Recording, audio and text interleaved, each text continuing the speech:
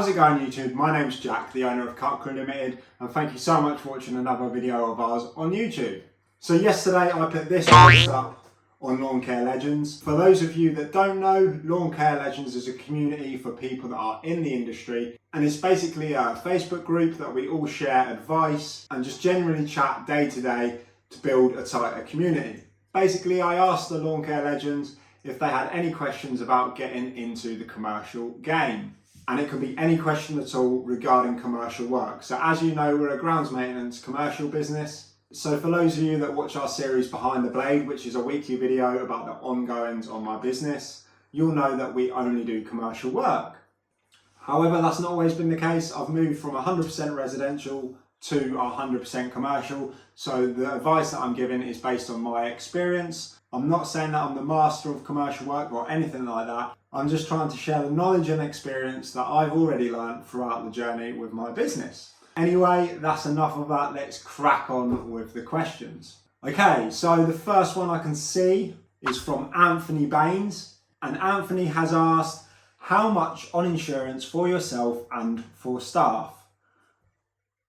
Okay, so Anthony's asked a lot of questions here, so I'm going to break them down one by one. So, how much on insurance for yourself and for your staff? So for us personally, we pay around £500 a month, and this is for our public liability, all our vehicles and our kit insurance. However, don't take my figure as gospel, as obviously everyone's insurance needs are going to be different, and I'll talk on that subject later, so make sure you stick around for the rest of the video. Anthony has also asked, how do you fill out a RAMS? I'm not going to go too in depth at the minute on the RAMS because again, someone else has asked that question, and I'm going to go more into depth on that subject later on in the video, so stick around, Anthony. Where to dispose of your waste? Very good question. So here at Cutcrew, we dispose of our waste at a commercial compost facility. Basically what that means is that all green waste that is generated is then composted, and 100% of it is recycled, where it's either sold for mulch if it's wood waste, or it's composted down if it's green waste and sold as compost. So the reason we use a commercial compost facility is it's 100% auditable. We've got a little tracker card, so we check ourselves in, check ourselves out, and we get our net weights every time we go. For that, you do need a green waste carrier's license, which is absolutely free of charge, and I'll leave a link in the description on how to apply for those. Even if you are carrying green waste and you've exchanged money for green waste, you need yourself a license, so make sure you get one. But for you specifically, Anthony, the best thing I would do is get on Lawn Care Legends and just say, where's the nearest commercial compost facility in X area, wherever you live? And I'm sure the Legends will jump on that and help you out. So the next one from Anthony, what average charge guidance lines in England, Scotland, Ireland, Wales, as no area is the same? Very good question. So you've highlighted there that no area is the same, and I would also argue that no business is the same. And this is something that I stand by day in, day out. I don't want to know how much my competitors are charging. To be honest, I don't really care. I have to charge the amount of money that covers my costs, covers our wages, and makes the profit in order for growth. I'm going to be going more in depth for costings later on in this video. However, I wouldn't be worried about the average or the guidance. Yes, it will give you a ballpark figure of somewhere you might or should be. However, if you stick around in this video, I'll show you how to work out what I'd be pricing my work at. Okay, so Anthony's also put, this is another great one. What's the best PPE to look professional and be ahead of everyone else? I find a safe business that puts in place good safety, stands out from the crowd, and a lot just want to crack on and shine and forget the one set of eyes and ears they give them. Very good point. Very, very good point. So I wouldn't say that there's a specific PPE brand that's going to make you look extra safe. The one thing I would say is that facilities managers that are on top of the PPE and the audit trails and coming out and doing snap inspections, they'll notice the guys that don't skip corners. So making sure that you've always got your safety glasses on, your ear defenders, your string helmets and stuff like that will go a long way. The best PPE for your business is probably whatever's fit for purpose for what you're doing. So for example, I would always go for the minimum requirement, ballistic goggles. If you're working with petrol equipment over electric, then get fire retardant class 1 PPE and stuff like that. and try and brand all the PPE to make yourself look a little bit more professional. However, just wearing it in the first place is making you stand out. So Anthony's also asked how to get a foot in the door, email, face-to-face, head office, CEO, managers or receptionists. Very good question. So the way that I found most of my clients is through networking. So if you are going for commercial properties and commercial clients normally go networking. People in the corporate world love networking, and it shows that you've got confidence and you can spread that you've got knowledge and become an SME in your local area. Another good way is obviously LinkedIn. So I would be looking for the head of facilities or facilities managers, maybe the business managers, whoever has basically got purchasing power within that business. Do a little bit of research, do a little bit of digging. If it's a parish council, then obviously you're going to have to speak to the clerk first, and that will then be submitted to councils and stuff like that. But do your own research, find the people that are sitting in the seats that you need to speak to, add them on LinkedIn and go from there. Also, email campaigns are mega effective. Maybe get yourself a list of email addresses you want to target and get them targeted. What sales pitch do I use for a large company? So many businesses lack in themselves and find it hard to sell their business, lacking in confidence. Okay, so this is mega cliche. I 100% agree with what you're saying, but I don't have a sales pitch. From what you've said there, you've basically said that businesses don't have confidence in themselves. I believe that having confidence in the quality and the service that you're providing is a sales pitch in itself. I'll never walk around a site and slag another company's work off, but what I will do is say, this is how Cutcrew would do it differently. And by doing that, once you're in front of the customer and you're showing them that you've got knowledge and you're giving them something, maybe educating them, so maybe they've got a wildflower area that's not being maintained at the minute, and just say, kind of, did you know that you're meant to actually maintain them? I'd suggest 2 flower mows a year. This is why I'm asking you to spend that money, because X, Y, and Z will happen. And that's probably the strongest sales pitch you can ever give. Give them something for free, give them a little bit of a snippet of information, and it also shows that you've got knowledge, and you'll build up that know, like, and trust. Right. On to the next one. Let's see what we got. Michael Minto, how to correctly price per square metre. Okay, I'm going to come back to that, so stick around, but I am going to cover that in this video. So, John Ryan, the founder of Lawn Care Legends, has put, people need to know where they can find templates or how to complete risk assessments, method statements, and get adequate insurance policies. Absolutely. So I'm going to start from the bottom there. So for your adequate insurance policies, the worst thing you can do is jump on Compare the Market or anything like that. What I would be doing, and what I did, is I called my local insurance broker, which is GSI Limited. I went in to see them, or you can do it over the phone, and basically explain my business. They learn everything about my business, what kit I do, who my clients are, what vehicles I have, and they moulded and tailored an insurance policy around me. Now, that sounds mega expensive, but really it isn't.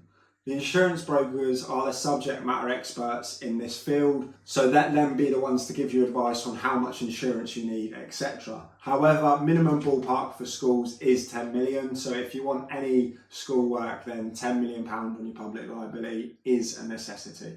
Where can people find templates or how to compile risk assessments and method statements? So this is an absolute minefield. When I was in the military, I went through my IOSH and EOSH health and safety qualifications.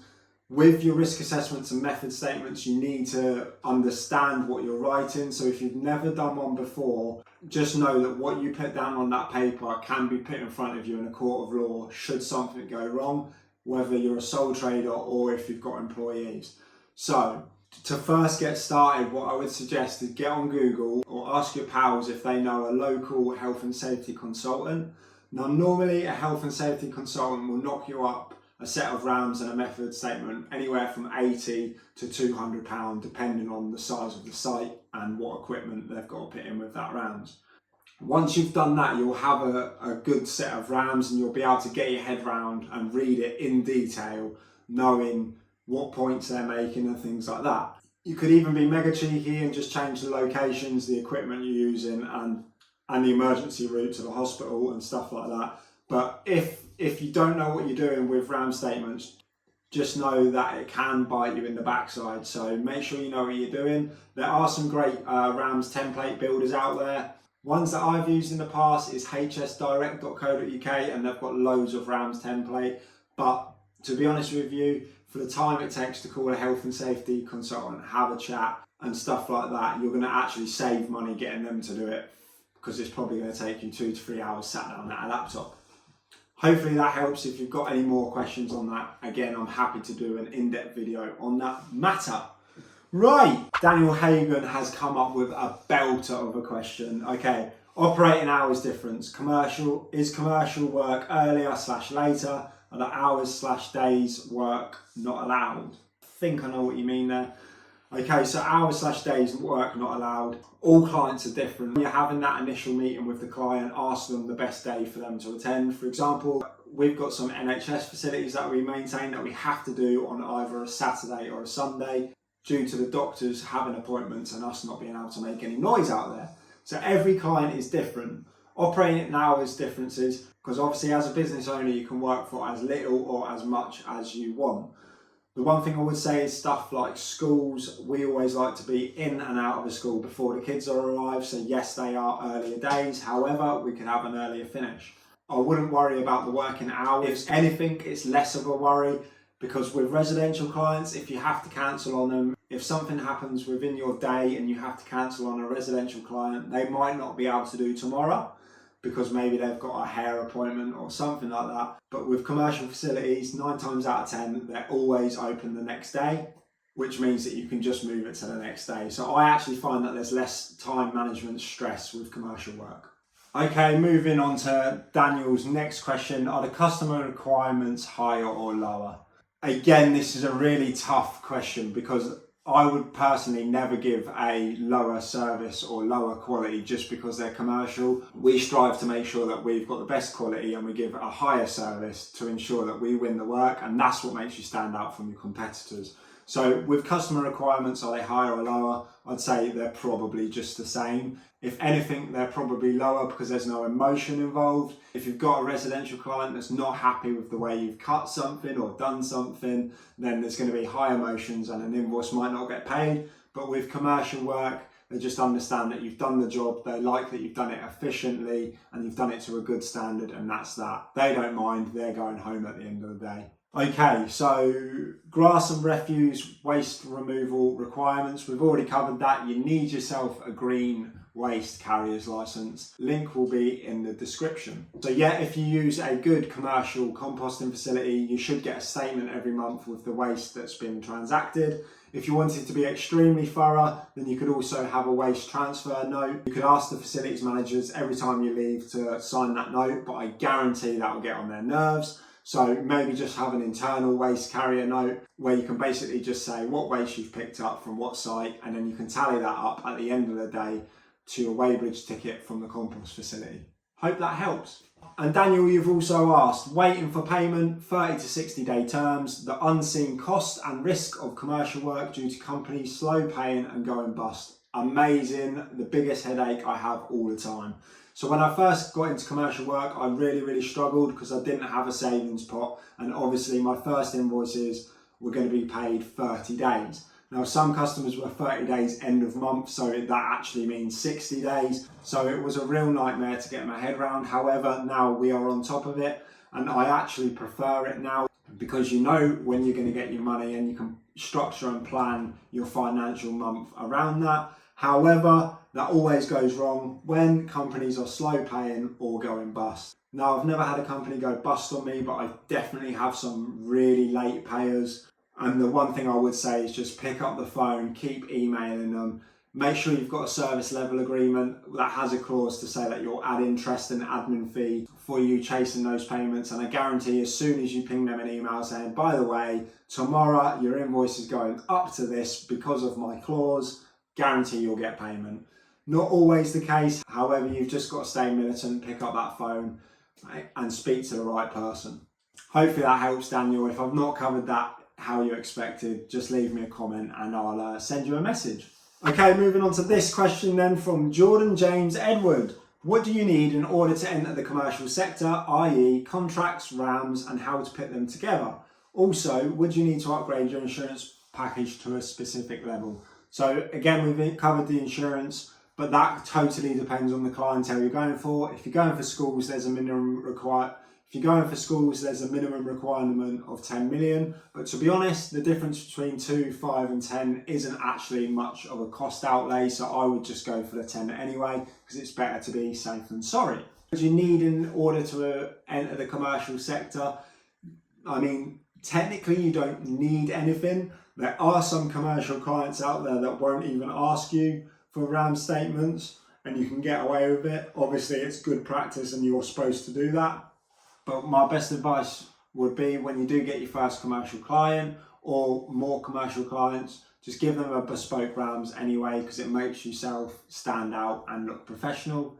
I think what I'm going to do is I'm going to do an in-depth video on how to build a RAMs and method statement, because trust me, there's too much content just for this one video. But yeah, my advice, Jordan, would be, if you're not too sure, then seek advice from a health and safety consultant to get you out of hot water in a quick moment.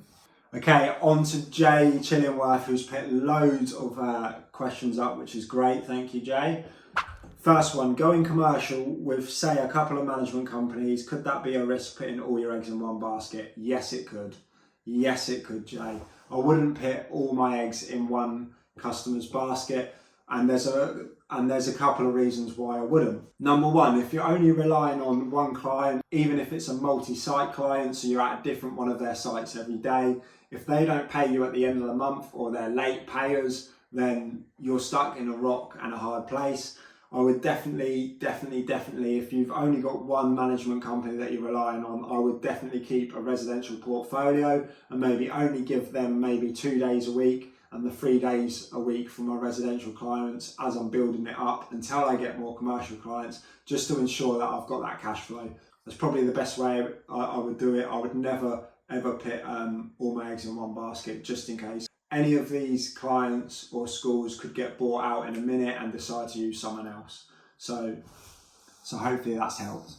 So the next question from Jay then, if commercial means large glass cutting areas, when's the best time to jump in and buy a larger machine to cope, such as a ride-on? A great topic, and my wife's next door, so she's going to hate me talking about this. Okay, so I'm going to try and put this in the best analogy as I can for you, Jay. Let's say that I ask you to go out and sell some apples without giving you any apples.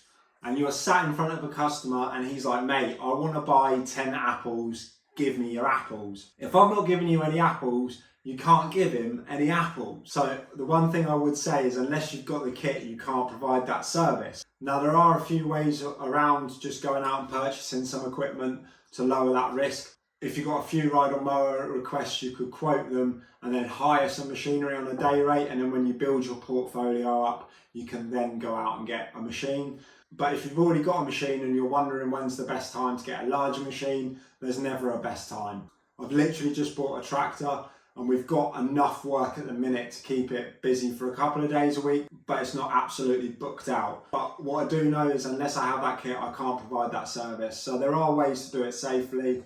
But there's never a right time to just jump in and get a large machine, I'm afraid. I'm sorry if that's not a good enough answer, Jay, but hopefully that's helped a little bit. There are ways around minimising the risk.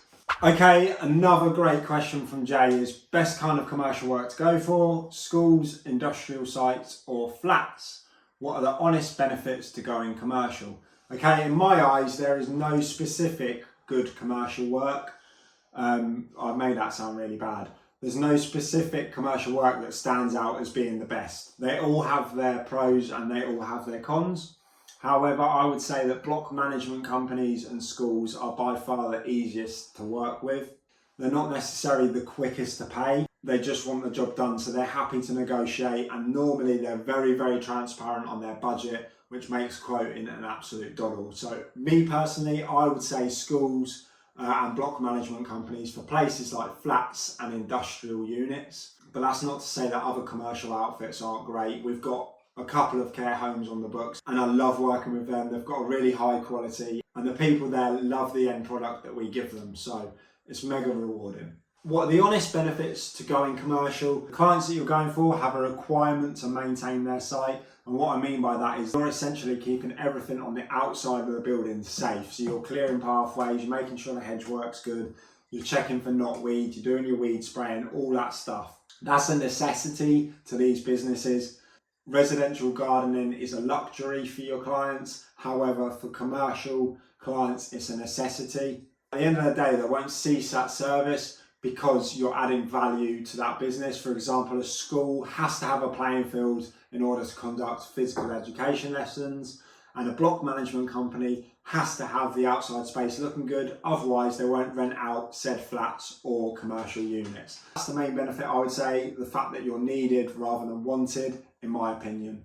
Okay, Ben Morrison, what have we got? Oh, this is the last question, Ben Morrison. Okay, so this is the last question from Ben Morrison. How do you find the work? How do you find your contracts, etc.? And what's the money like compared to the domestic market? So I just said last question, however, I am going to be covering Michael Minto's question, how to correctly price per square metre, straight after this question. So, right, let's get back to it. So how do I find the work, contracts, etc.? There's multiple channels I use in order to find commercial work. Number one for me would be networking. So you can either attend your local Chamber of Commerce, a BNI event, or just any networking event that crops up in your area. Number two would definitely be LinkedIn for me. It requires minimal effort and it's mega easy to connect with people and build a rapport. And the way I do that is look onto their profile and find something that you both have an interest in. For example, the other day I added a facilities manager and I noticed that he was mega into his boxing and he was also a strongman. So I sent him some messages regarding his favourite boxer and stuff like that, and we built up a conversation and started to build that rapport. I didn't push him for a sales pitch, but he'll always remember me, and hopefully one day when I message him just saying, mate, just a quick question out of the blue, who looks after you for your ground maintenance? And he'll go, oh my God, I didn't even realise you did that. So it's a really good way of building rapport, LinkedIn. Number three would definitely be email marketing, build those lists and get those emails sent out. Number four, which is probably the most important one, but not one that I use enough, is a good website. So good SEO will organically drive traffic to your site. And then also number five, we've also got stuff like Google ads, Facebook ads, and all of that stuff. I don't really get involved in that. I've tried to market myself organically. However, they are the options. And what's the money like compared to domestic market? The money's not really that different. If anything, it's harder because you are competing with probably two other contractors on the price. But knowing your worth and knowing the value that you add to the companies that you're quoting for will get you a long way.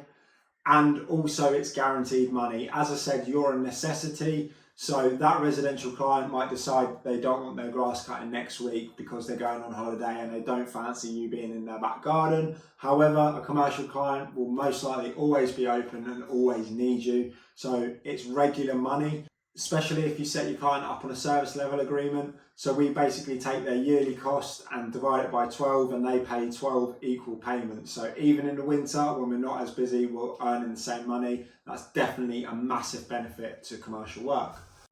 Okay guys, I'm going to have to interrupt this video. I'm so sorry, but Michael Minto's question, I basically did around 20 minutes explaining it with a spreadsheet and the file's corrupted. So what I'm going to do, I am going to answer the question, but it won't be in this video. I'm going to do a separate video, so make sure you subscribe so you don't miss out when that video drops. I'll go really into depth on my pricing models or pricing per square metre, so make sure you don't miss it. Okay, so there we have it. There's all your questions answered. If you do have any more questions, then make sure you hit them in that comments box. Thank you so much to John for creating an awesome culture and community with Lawn Care Legends. And thank you all of Lawn Care Legends for posting your comments and hopefully watching this video. Make sure you check out our other content. We've got loads of content. We do a weekly video where we show you the ins and outs of our business. It'd be great to have you join us on that journey. For now, you can click here to go to Lawn Care Legends, here to subscribe, here to watch our weekly video, and here to watch a video that YouTube thinks you might like. Thank you so much for joining me.